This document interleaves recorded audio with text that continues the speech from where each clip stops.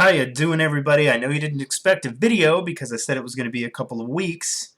If you haven't been following my channel, I've been having some issues in that I didn't have a computer after I moved, and then I got a computer. It took a little while, and then I discovered my internet was terrible when I tried to upload a video, and it said it was going to take like 19 hours and failed.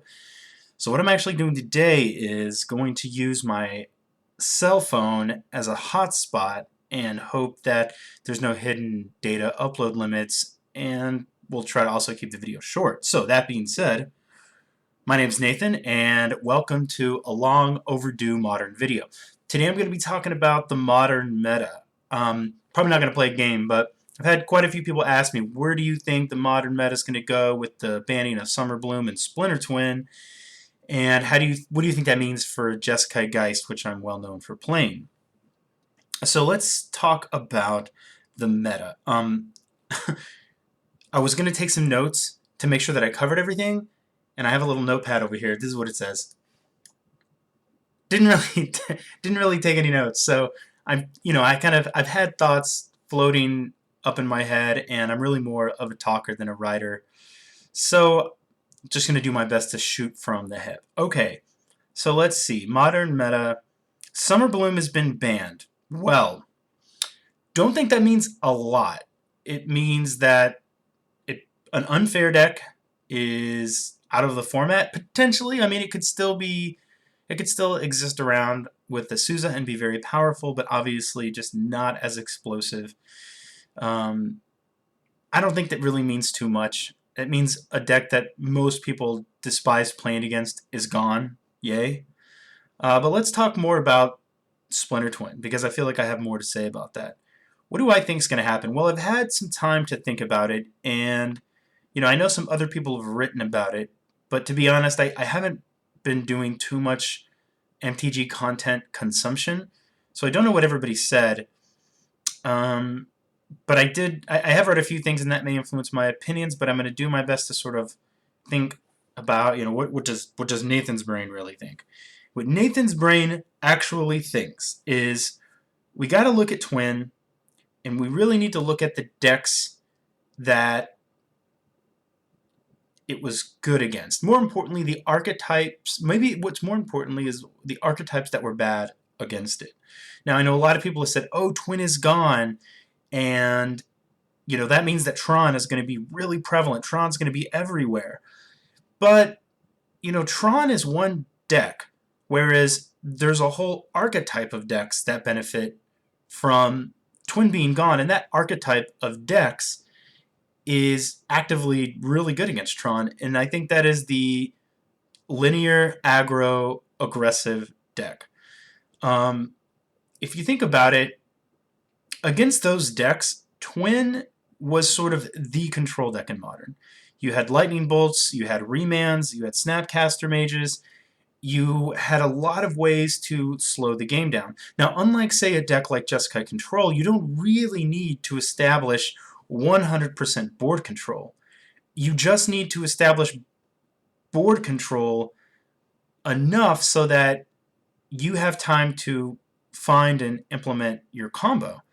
So that's what's different, say, from those two decks. And Jeskai Control, while it was a big part of the meta at one point in time, isn't now, and so that left sort of Twin as being the primary deck that's going to interact with profitably with things like say Zoo or Elves or Mono Green Stompy or Affinity. And I think a lot of decks like Mono Green Stompy and Zoo, decks like that would have had trouble interacting with Splinter Twin, probably got a lot better, because all Twin really had to do was kill some things, remand some things, Serum Visions a few times, find the combo, maybe keep a Dispel up if they thought that, whoever the opponent was might have had a way to interact with the enchantment, or might have had a removal spell. That's all they really had to do against those decks, and then boom, combo them out. So that archetype, which is aggressive, but kind of sought to the combo because they don't have a way to interact, got a lot better. And because those decks got a lot better, that means they're going to put a lot of pressure on Tron. Well, what that means is those decks are going to be really good until a deck can rise up that is good against them. Now, the decks that are going to be good against, I think, these aggressive strategies are going to be decks like Jund, decks like Jeskai, decks with lots of removal. They're going to function like they're going to sort of fill that control role in reducing the efficacy, if you will, of those decks. And I think that's when we will see more Tron, because Tron is much better at preying on the slower decks like Jund or Jeskai, control or mid-range. Just it's much better at preying on the mid-range and control decks, and a lot worse at dealing with a lot of the aggressive decks, Burn, Zeus, stuff like that. So I think what we're going to see is some type of meta that starts off aggressive. The control decks come in, sort of put a stop to it, and then decks like Tron rise up to combat those mid-range decks. Because as people fight the aggressive strategies, some of those people will move to something else. They're going to want to beat the aggressive strategy. So maybe if people with multiple decks, they move into Jund. And I think that's just, I'm not saying anything revolutionary. I think that's just the normal cyclical nature. And I think when Modern's in a healthy place, it's one that we're going to see. I think it's something we'll see more often.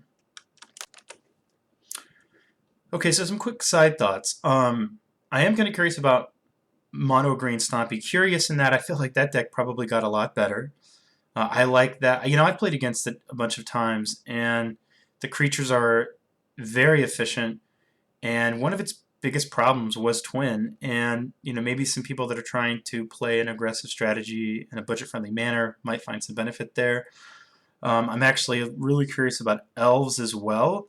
I've played against Elves quite a few times, and I find that even though I'm technically a Jeskai deck, they can just flood the board fast enough and rebuild with things like Collected Company quickly enough that, whereas traditionally you may think that that hyper-aggressive aggro deck with your collection of Electrolyzes and Bolts and Helixes is a bad matchup, actually proves to be quite a challenge. And I know that Twin was, again, one of the things that was really holding that deck down. So kind of curious to see what happens there. Other thoughts. Let's see. Let me think. Oh, the Black-White Eldrazi deck. I'm kind of curious to see what happens. I think it's a good deck. I'm not saying it's not real, because I think that it is. But it is more mid-rangey than, say, something like Tron. And I feel like, I don't know the matchup. I've never piloted Red-Green Tron, and I've never piloted Black-White Eldrazi, but my guess would be that Tron probably beats up on it. I think that Tron has the potential to be faster, and if you're trying to put the guy that, like, I think he's 2 and a black, and he makes a creature get -3/-3 when he comes into play. If you're casting that, and they're casting Karns, and they're just getting to those big payoff spells that much more quickly, I think that they could actually just be favored in that matchup. Okay, so let's talk about Jeskai. Now, the interesting thing about Jeskai is Jeskai can really be tuned. Jeskai can be tuned to beat anything. So if you know the deck is all hyper-aggressive decks, you have Anger of the Gods, you have Wrath of Gods, you have Supreme Verdicts, you have ways to deal with those decks in a really advantageous way, in addition to all the removal you normally have. So Jeskai, speaking about Jeskai guys specifically, in a meta that is all, if the meta is 60%, 70% super hyper-aggressive decks, that isn't a great meta for Geist of St. Traft. And, I could see myself moving some to the board, cutting some in favor of maybe some main deck sweepers like Anger of the Gods. It's not the deck that I really want to play because I don't want to play Jeskai Control, but I never really would. I'm probably never getting rid of, Restoration Angels and things like that. So we may become less of a Geist deck and more of just a mid-range-ish control-ish deck. But me personally would never go full control I would never, run the no creature version or just the Snapcaster Mage version. It's just not my style. I want to be a little bit more proactive. Is there anything I left out? Because those are sort of my basic thoughts. I guess we can kind of look at what I've been tinkering with really quickly. I